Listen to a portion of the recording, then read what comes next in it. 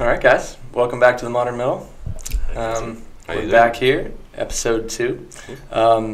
If you haven't checked out our episode 1 on minimum wage, posted that last week.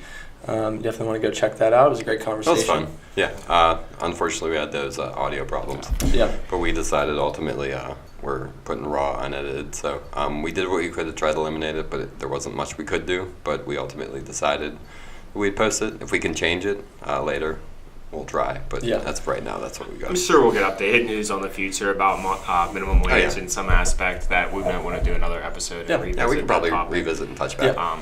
And we're definitely, we definitely think we've improved the audio situation for this episode, and hopefully we don't run into that same issue. Fingers crossed. Yeah.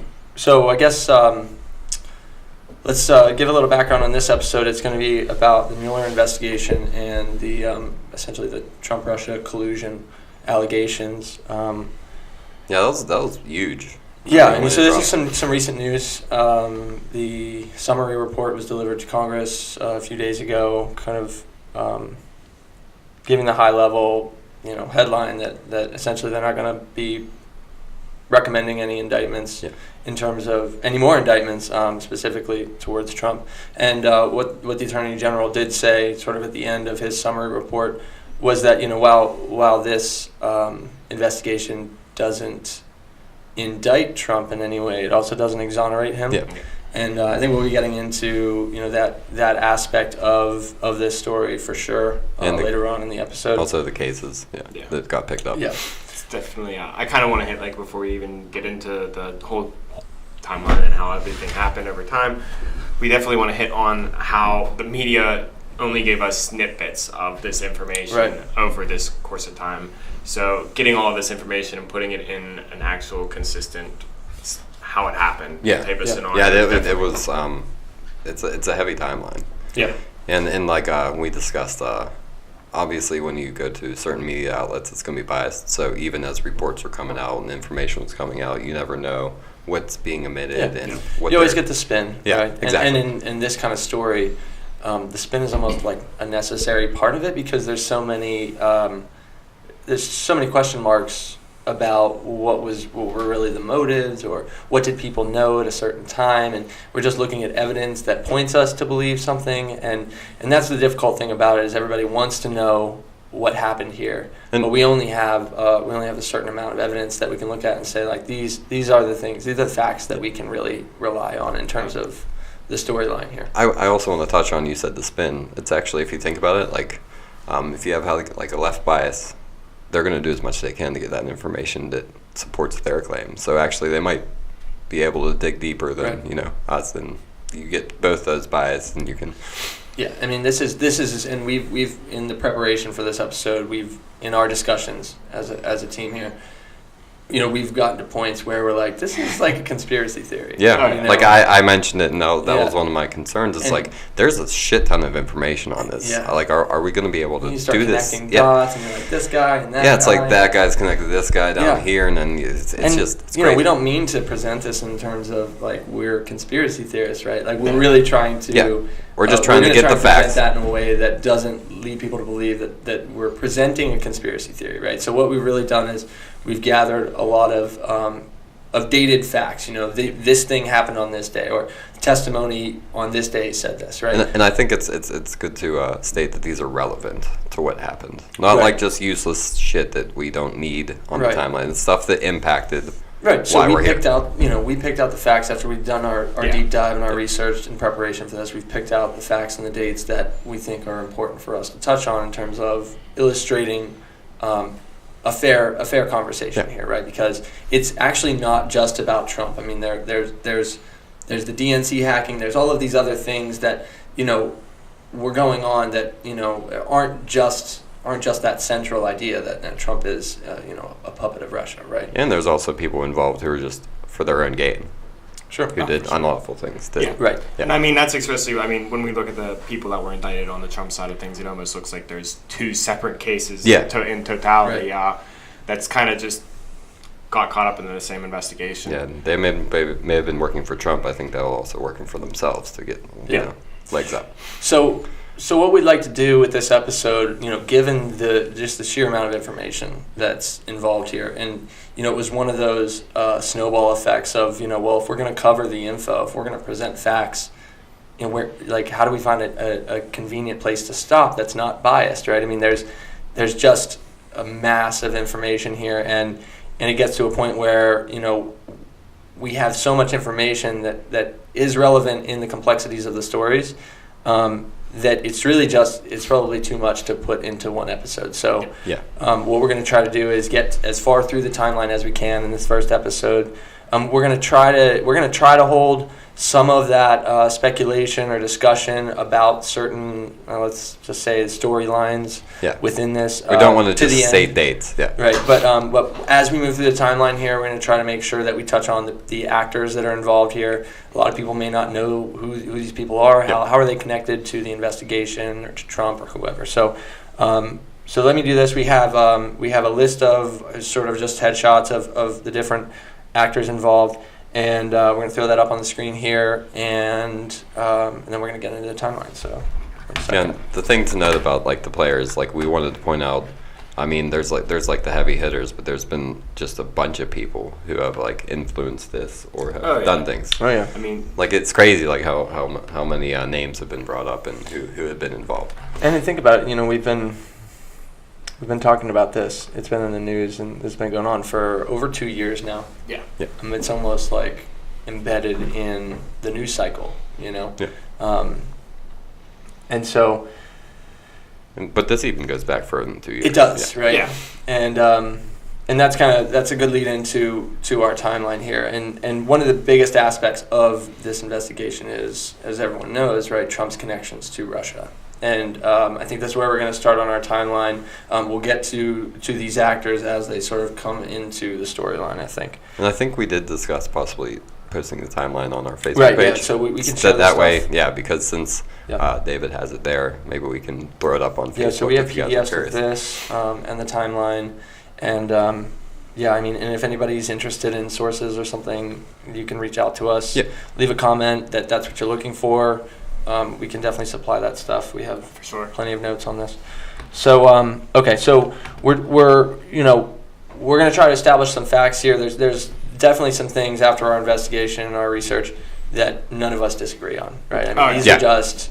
I mean, if someone's in jail because of it, we can pretty much say that that's a fact, right? We don't have to disagree on that. That's not something we can really speculate because they've been charged. So one big thing that we all agree on, and I think everybody, if you look at the facts, knows that Russia for sure meddled in the election. Oh, yeah. In a couple different ways, right?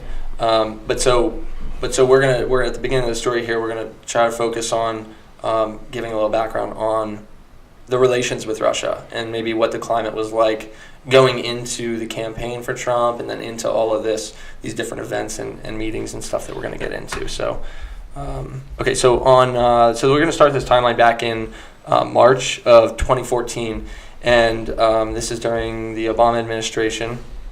And on that date, the U.S. authorized sanctions on Russia. So they were increasing the sanctions.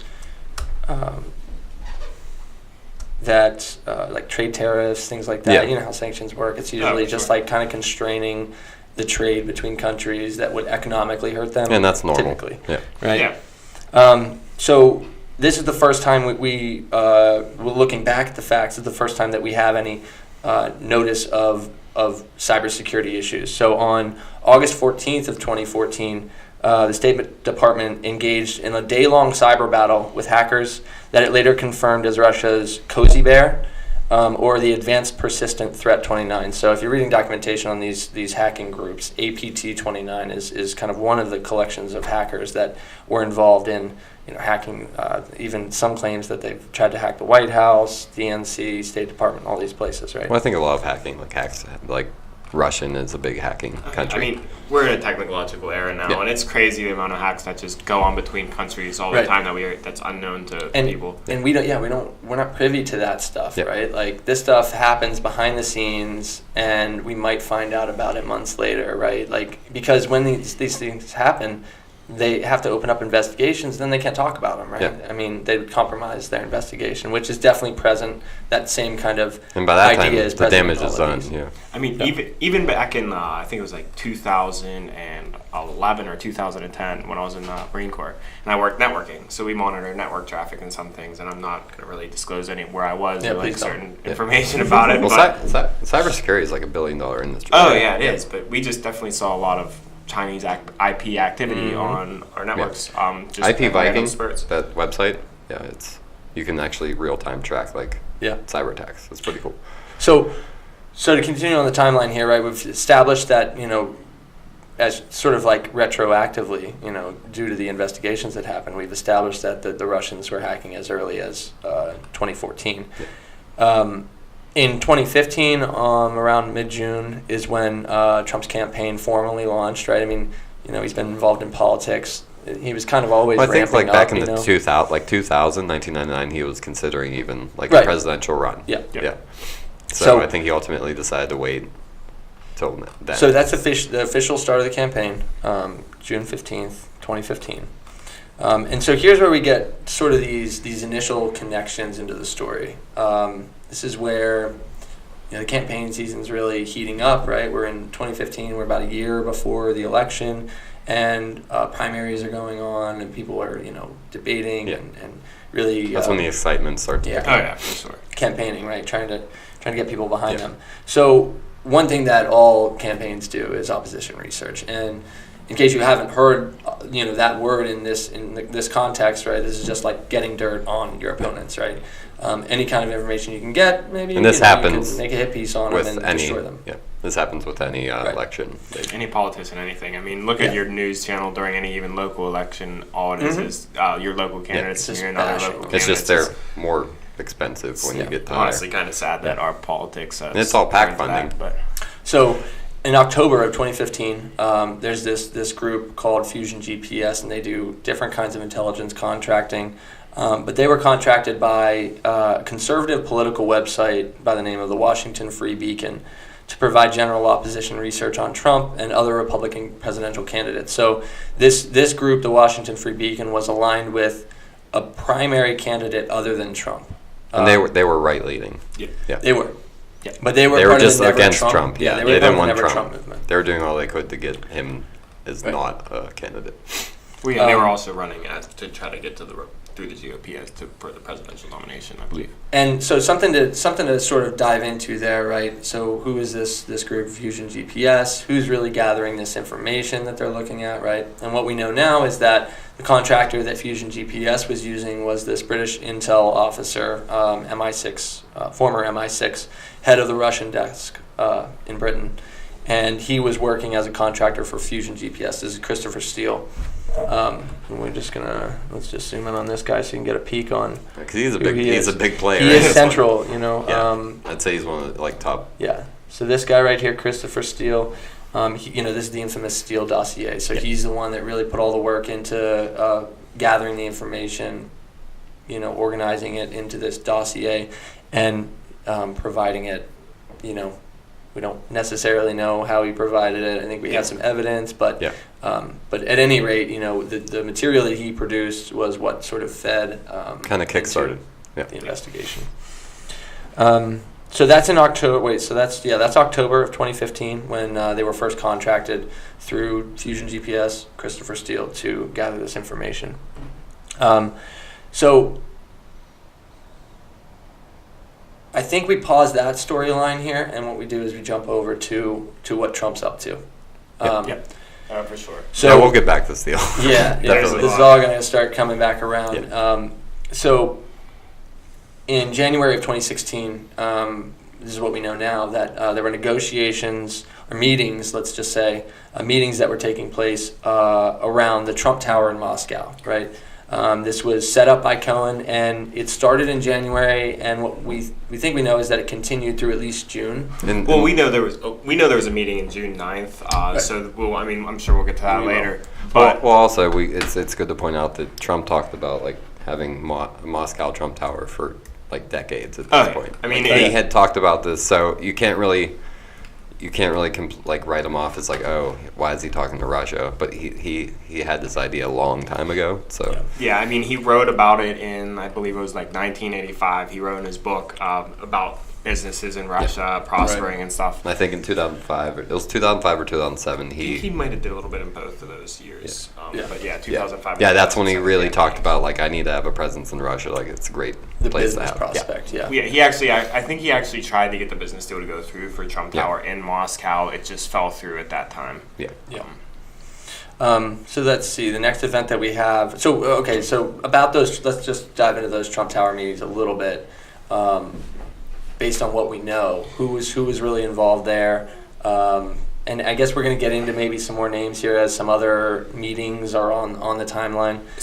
But maybe just DJ kind of set it up. I think this is one of your areas. Yeah, so the meetings actually, the one meeting that we know of and we have some information about was the big meeting on June 9th. And that was dealing with Donald Trump Jr. I think there was a Russian lawyer, Natalia. Yeah. But I'm not sure how to pronounce her last name. It's a little bit complicated. I'm afraid we don't have a picture of her up on this board. Veselnitskaya, that's it. So anyway, this meeting, there's actually even some talks in this meeting about knowing about the Russian hacks and meddling in this election and possibilities of that. There's not really any factual basis behind that, I don't believe. I believe that Donald Trump Jr. denied the claims. What hack, though? Like, what were they talking about? The DNC? The DNC hacks of the emails from the WikiLeaks hacks from Hillary Clinton. So it was pretty much essentially saying that he may have been passing this information at that time to pass on to the Trump campaign. But the things that are shady with this dealings and with these business people is some of the events that might have taken place later down in the timeline because of this dealing. So we just have to keep these in mind for later positions in the story, for sure. Makes sense. Yep. So our next event here is on March 1 of 2016. There's this character within the Trump campaign by the name of George Papadopoulos. I actually don't believe I have him on this actor's sheet, but at any rate, he's been indicted. He's been sentenced. And he was more minor. Ultimately, he served like 14 days in jail and paid $9,500 dollar fine. So, I mean, obviously his penalty wasn't very high. So, well, the important thing about him is that though his penalty wasn't high, the information that he gave to the investigators was pretty crucial in terms of them establishing some other facts. Yeah. So though he wasn't just like innocent in all of it, and it was just some minor crime, like they were really after. It's almost like maybe one of those things where they want after the information. Big fish, you know. Yeah. Well, correct me if I'm wrong, but this point in this date and time, this is whenever he met with the Russian waitress. Right, yeah, let me get to that. This was a meeting in London on March 1 of 16. He met with a professor who introduced him to a Russian woman who he believed to be a relative of Putin with links to senior Russian officials. Yeah, so he was trying to get in with Putin directly. Correct. It seems that way. At least that's what, Yeah, so Papadopoulos told Trump allegedly. and Jeff Sessions and other campaign officials that he could use his Russian connections to arrange a meeting between Trump and Putin. Correct. Yeah. And this is after those Trump's talks with Trump Tower. Wait, this was after that or during that time frame? It's actually, it's during that time frame. It's during that time frame. So some of those meetings that happened during and after June could have been related to George being able to get these connections to get him to talk to the right people for these Trump Tower deals. Let's keep in mind, this is one of the difficulties in getting this information as the story unfolded, is that we just get one bit of information at a time, essentially. But now that we look back at it, we can have a wider lens and kind of understand it all as a whole. How they affect each other. See the big picture. And the thing here is that his campaign is active. It's formally launched. Like he's running for president. And we're going to see in a second here, like he's about to be considered, the presumptive primary winner, in which case people kind of the whole mode of the politics around the election. Well, you got to be very careful of who you talk to and what you're saying and what you're doing. So like the optics of it, right? Like looking back on this, he's running for president. Yeah. And like this is where the activity really happens. It doesn't look good, right? No. So, I mean, we've covered the fact that he's always kind of had an interest in Russia. Yeah. Yeah. But but this is also it's almost like he turned it up a bit. Yeah. You know what I mean? This is like And why now? most Like- business dealings. Right. And we're not going to speculate. Like, it's just on the surface Yeah. here. This is something that doesn't look good, right? So, like we said, Trump Tower meetings are going to go through June 9th is around. I guess that's the last one we could find with an actual date. Correct. So, another sort of unrelated event that's happening in this time period is on April 1st.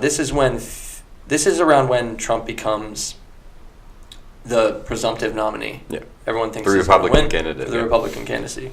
So what happens there is that the Washington Free Beacon, who is funding Fusion Anti-Trump, GPS, yeah. right? Yeah. They back out of their funding because their candidate's not the candidate anymore. Well, they haven't. Right. They failed. But this information was being shared with other people that might want it, right? People that want dirt on It's Trump juicy, or other yeah. Republican candidates.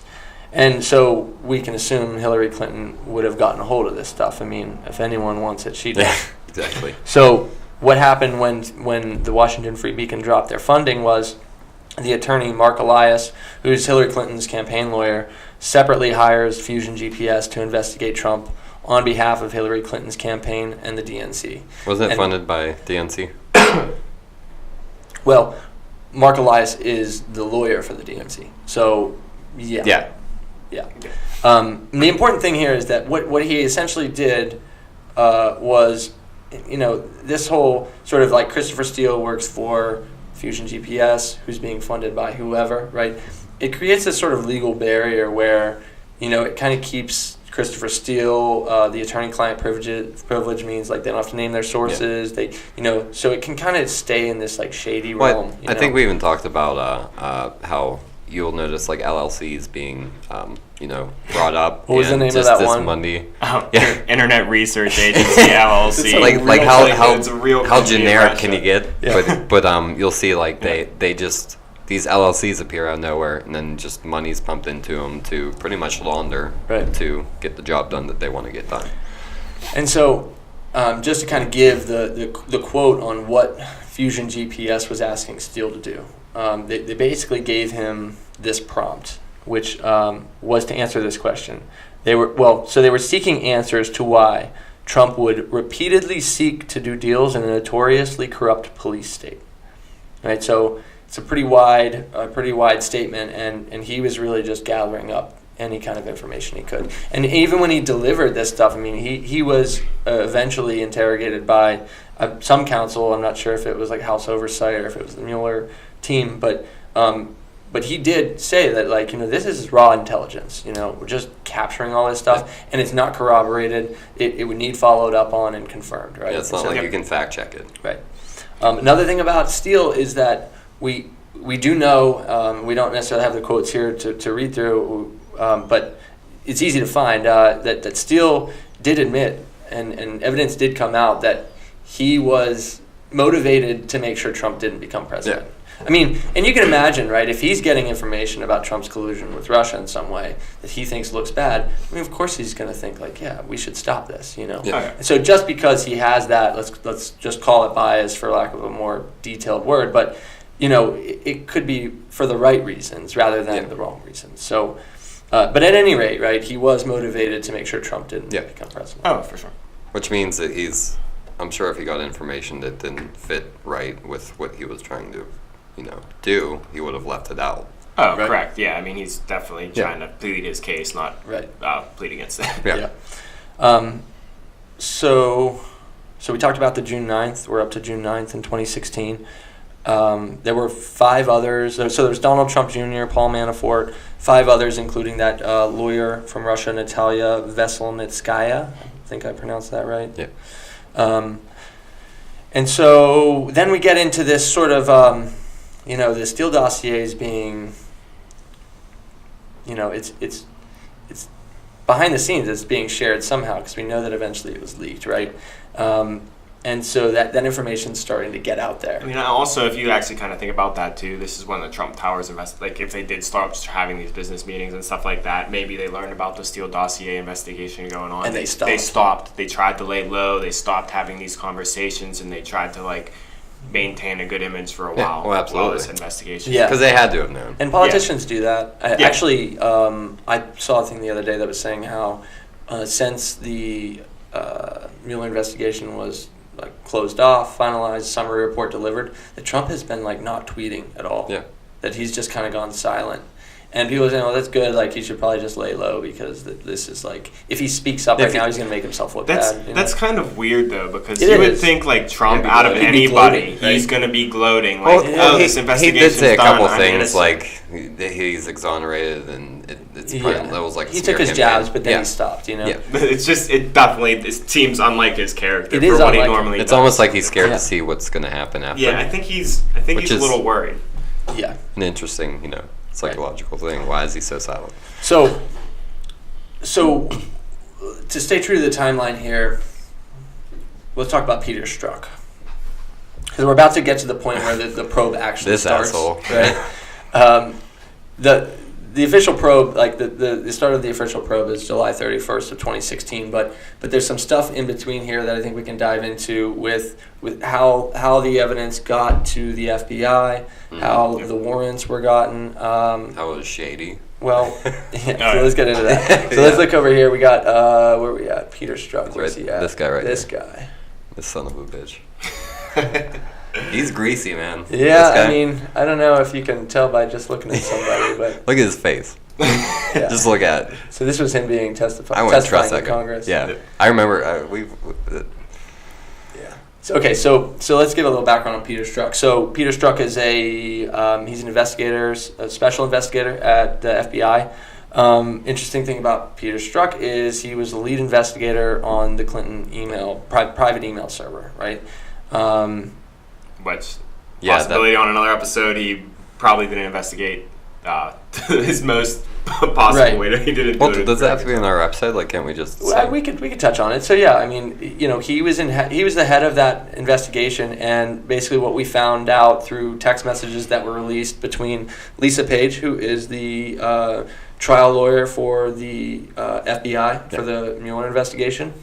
So they were having an affair, and there were all these text messages that went back to 2015 between them, which really reveal their biases and the things that they were saying about the investigations that were going on in terms of, and also in terms of like the election and the impact that it was having on them. Well, for an FBI investigator to say that Hillary's going to win, what was it, 100,000 to 0? Yeah, so that was one of his quotes telling Yeah. Lisa Page, like she said, do you think Trump's, or do you think he's on Hillary's record. going to win? Yeah. He says, Hillary's going to win 100 million to 0. Tell me how that's not biased. Right. No, I mean, Peter Strzok definitely. I'm in no way trying to exonerate Peter So Strzok. just give a couple little tidbits of those because the text messages that were released really do give a good picture of his character, political stance, and the way he was handling that in terms of like relating to the investigations, right? Yeah. So there was one text message where Lisa Page asks him something like, "You don't think Trump's really going to win, do you? You don't think he'll get elected, right?" And he says, "Don't worry, we'll stop him. Like we won't let that happen." Yeah. Right. And so when he was testifying in Congress, what he said that meant was that we, the American people, will stop him. Bullshit. Yeah, I mean, it's kind of hard to believe that, right? Because he was in a powerful position, number one, with the Hillary investigation, like that he was in control of whether or not, information was released and things like that. So he could control her, the way she was being perceived, and if he was going to start Hillary. If he was going to start any kind of Russian investigation into Trump, then he could have some kind of control over that as well. So to say that he wasn't referring to their power in the situation is hard to believe. That actually might say something about like the corruption that they kind of put on Hillary Clinton's back. What if like during the Hillary Clinton thing, she didn't really necessarily pay him off or anything like that, but he was helping her out and benefiting and hiding the information just because his political bias is to hate and Trump. we've talked about that being the similar inverted case Russia. with Oh Trump. yeah, Right? That Russia has, Russia just hates Hillary. no one has to pay Russia Oh, to for get sure. them to make sure Donald Trump And I think wins. ultimately that's probably what the Mueller report found, but there's a lot of speculation on Well, it. yeah, you just said probably, right? Yeah, Because there's a lot of exactly. stuff we don't know. But also, touching on what he said, even if you say the American people, like we the American people, you still can't really say that position you're in. Let's be real. That looks Yeah, like, really bad. and that's what they asked him in Congress. They said, "So, what you're speaking for the American you people?" still think that's okay? Because it's not. Yeah, and then like I won't get into that. But they asked him a ton of follow-up questions, like, "Well, what about now? Like, he actually won. You like, what are you saying about all these American people that didn't stop him?" But so that's just a little background on Peter Strzok, right? So he was the head investigator on the Clinton email server investigation, and that, as you might remember, started. They closed that investigation. I think it was somewhere in June.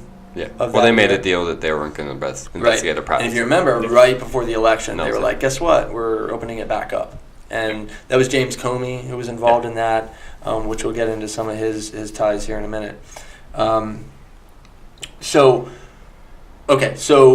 on August 1st, this is the first time that we have like substantiated evidence that that FBI agents were given a look into Steele's dossier in any way. So the way it goes is there was an FBI agent that went to Rome, and he received a copy of Steele's first two reports. So this wasn't the entire dossier.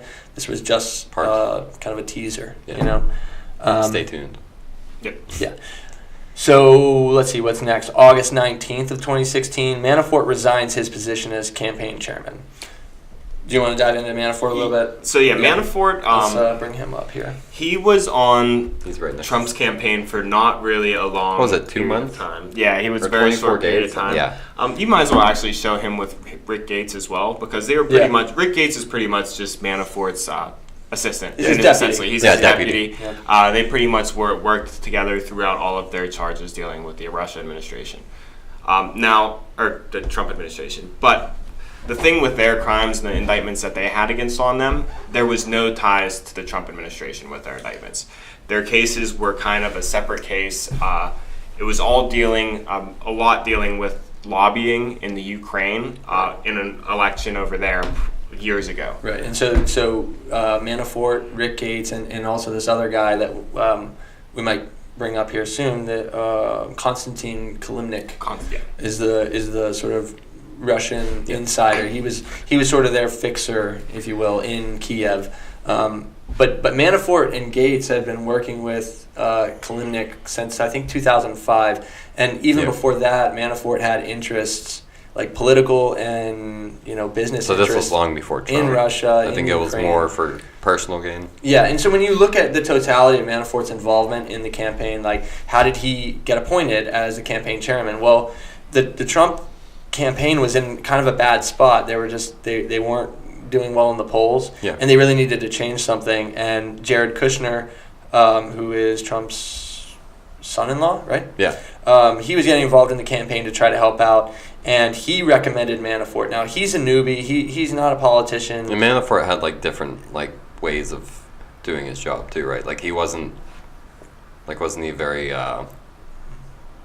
like his practices were kind of unique to what was used to. I think he was definitely had some like pro Russia positions and like definitely was doing things for Russia. Yeah. And I think, Sammy, if I'm or correct me if I'm wrong, but wasn't Manafort also the one that offered to take the position for free? Right. Yeah. And he was like pushing the owners to get into Trump's campaign. Yeah, and who does that? Yeah, he basically came in and was like, "Listen, I can help you." Yeah. Right. Yeah. And he has all of these ties to Russia and Ukraine over the years, and I think with because the officials, the probe had officially started by the FBI. So I'm sure the Trump campaign knew that this was happening. And when someone comes in and says, "I'm a Russian insider," like maybe I can help your campaign. Yeah. I mean, it's hard to put myself in Trump's position, but they were desperate and they needed something to change, right? It almost looks like Manafort came in, he sort of pushed himself on the campaign, because the other thing that's really kind of weird about this is that I think it's like 2 or 3 weeks after he was appointed as chairman, all of a sudden when people looked at the RNC's platform, there's a document that hadn't changed for like 4 years, which conservatives are always staying on the same points, right? But it hadn't changed for 4 years, and all of a sudden there's this stuff about Ukrainian support and things like that. It's like, okay, this guy's got to go, shady right? Shit, yeah. So that there was definitely. Manafort's not a Trump insider. No. He's an outsider that tried to get in, and they Use- kind of pushed him out, right? But the big thing about them that we have to note too is they are a big reason that the FBI investigation was probably allowed to get as far as it did. So the fact that the FBI was investigating the Trump administration had to deal a lot with these two individuals, Manafort and Gates. And that's what the FBI Sure. investigation really revolved around. Because at the time they didn't know how involved Manafort was with Trump. Did they Correct. talk about this Yeah. stuff? Yeah. Were they to what extent were they working together? But Manafort bringing in all of those Russian ties, and people knew about this as soon as he was appointed. I remember hearing the news going, "Can you believe this? That he appointed this guy?" Yeah, like what? Yeah. Like what made what gave you the decision? To Yeah, do like that? his Like, past is like so riddled with Yeah. like foreign affairs. Like, do you even look into Yeah. their past? Like, So it was questionable to start, right? And I'd say it was a bad idea. oh yeah, Point. and I'm sure that's probably when Trump looks That back. was sarcasm. He thinks that's probably one of the big Yeah. mistakes that he made. Oh you yeah, know? for sure. Absolutely. Okay, so now we're getting into this is where the information starts coming out, right? Oh, yeah. Let's see. So the first drop of there maybe being a leak, right, was this publication, Mother Jones, on November 4th, which what's that? 4 days before the election. Yep. Mother Jones drops this quote: "A former senior intelligence officer for a Western country who specialized in Russian intelligence provided the Bureau with memos based on his recent interactions with Russian sources, contending the Russian government has for years tried to co-opt and assist Trump, and that the FBI requested more information from him." So he's trying to give sort of this summary of maybe what they found in the Steele dossier. Because it was in the channels, it was being leaked at that time, right? Simultaneously, this is where Stormy Daniels happened. So just about a month before, in early October. BuzzFeed who leaked it? Huh? Wasn't it BuzzFeed who leaked it? That's actually That's later later on. on. That's Okay. the full when they get the. Oh, this is like the initial. Yes. Yeah. So this is they're trying to dig how did this get out? Yeah. Yeah. This evidence of they mentioned it here, and Yeah. then there's the Roger Stone angle. We can get into that, but just to take a sidestep here, a little sidebar. This is just so we don't leave it behind. This is when the payments to Stormy Daniels happened. So Michael Cohen, Trump's personal lawyer. Let's just show him real quick. He's above, right? Yeah, right up here. Yeah, he's easily recognizable. Yeah, he's been been recent news yeah. a lot. I'm a little bit confused on that aspect because I know that payments were also made to Stormy Daniels in January, I believe. Were they not? So I think the payments were made in January. This is where the agreement was made. Okay, Right. that makes so sense. he has this is where the NDA was signed. Yep. And she was to be paid $130,000 hush money. Correct. And that doesn't Which get is- paid until after the election. So Cohen sets up this LLC in Yeah. Delaware called Essential Consultants. Essential consultants. There you go. Good job, Cohen. He used that LLC to pay her the money. Not fishy though. No, that's normal business dealings. Yeah. Then we talked about November 4th, right before the election. Mother Jones drops this little hint that this evidence is probably coming out soon, right? Yeah. Then we have the election itself. Everyone knows what happened. Yeah. One key event that happened along with the election was that, with Hillary Clinton losing, she wasn't going to fund this counterintelligence, this opposition research anymore. There was really no use for her. So her funding, the DNC, through Mark Elias, who's the attorney for the DNC, all that funding stops. Fusion GPS has to do something, right? Either they cut it or they continue. Right, and so what happened was Glenn Simpson, who's the CEO of Fusion GPS, decides to fund the research himself. Yeah. He felt like this needed to keep going. Well, they've they were gotten so getting much information, right. then why would you stop it? So he continued to fund it, right? Since it's about the new president of the United States, you're assuming that somebody's going to buy this information at some point. Right. Yeah, almost just from a business perspective. Yeah, exactly. Like, It's makes a really sense, smart like, move. People want it right now. Why are they going to stop wanting it? Yeah. Especially because the other thing is the investigation was opened. And so if Steele was feeding information to the FBI, then there's still a need for him to continue to do that in some way, right? For sure. So the funding from Clinton and DNC stops. And then on the first time we hear of anybody getting the complete package of the Steele dossier is on December 1st. This is when we were told that the documents were delivered to Senator John McCain, and how he got them, I think there's some evidence, but it's kind of shaky. The point is, John McCain's not a bad actor here. He was given this evidence, and then he turned it right over to the FBI director at the time, who was James Comey, and that happened on December 9th when he gave it to them. Rest in peace, John McCain. Yeah. I shouldn't laugh about that, actually. Now I feel bad. Dick. So maybe we'll just, where are we at on time here? How long have we been doing this?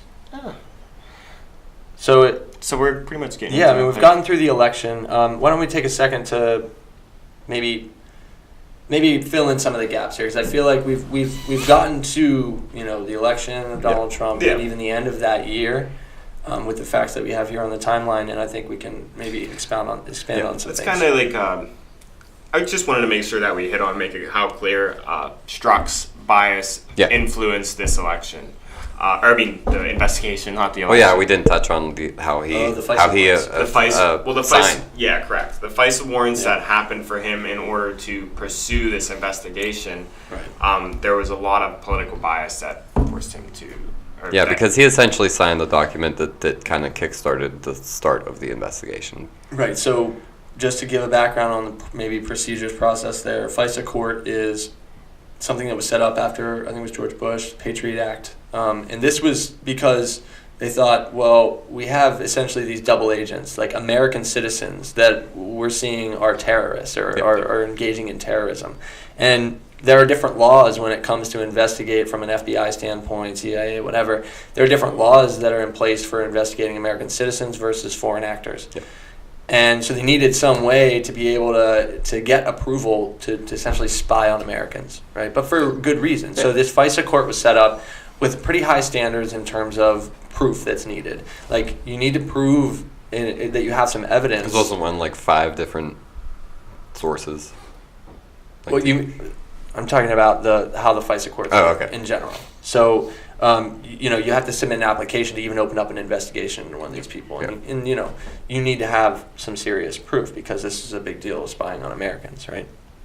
And so a lot of the information in the applications is released, and a lot of it's redacted. But some of it's not redacted, and some of the stuff that's not redacted points to this idea that they were basically just kind of holding back information. Like, they didn't say anywhere in what's unredacted that, like, Christopher Steele was essentially the source of this information, that he even said it's just raw intelligence, uncorroborated. He said something like 50% of it's probably true and 50% of it's probably false, But they didn't include any of that stuff in their application. Really what they said was that the information that was given by him in the past was credible, and so they have no reason to think he's not credible. I mean, that's kind of a whole situation there where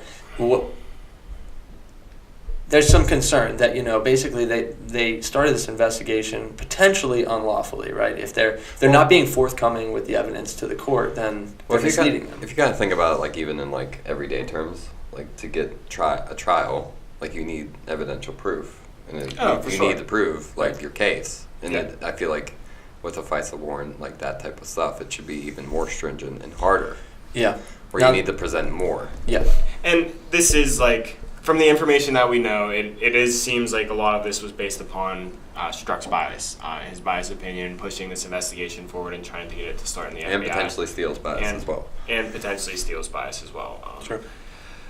We haven't even gotten to Comey, too, but Comey was involved in, what was the thing with, basically the Hillary investigation had ended, and I think it was maybe 2 weeks before the election, when all of a sudden this news drops that they're opening it back up. So Comey decided, we're bringing this back up and we're going to continue investigating. And all of a sudden, people were like, well, what was up with that, right? Like, we said it was over and now it's not over.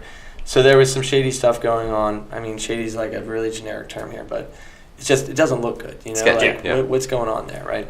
This is some of the situations that I can, like, even me coming from a leftist standpoint could see some of the corruption on the left side that was just trying to push their bias forward with these initial investigations. And I think I kind of talked about this a little bit with you during our discussions as well. But I think I mean, and this is all speculation, but we're talking about FBI. We're talking. There's probably like 35. I think it was 35,000 employees. I think you said.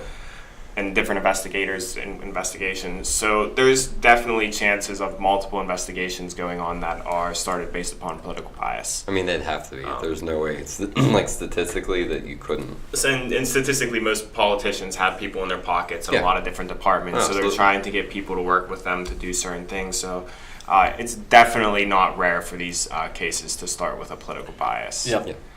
No, that makes sense.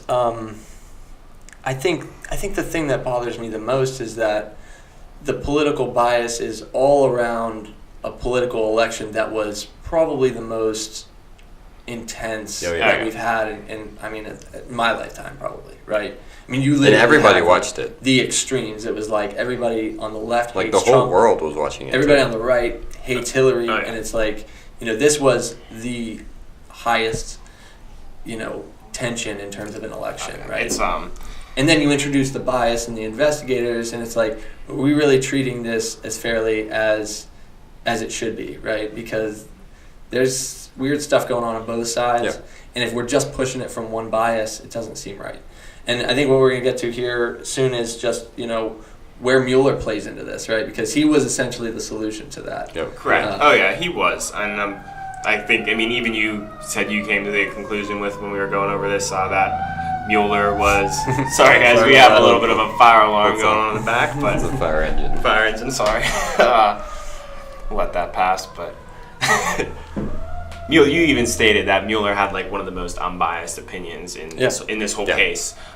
Which I was very happy to hear when we were do you want to going touch over on these like how they voted him in, or we want to get to that later? I think.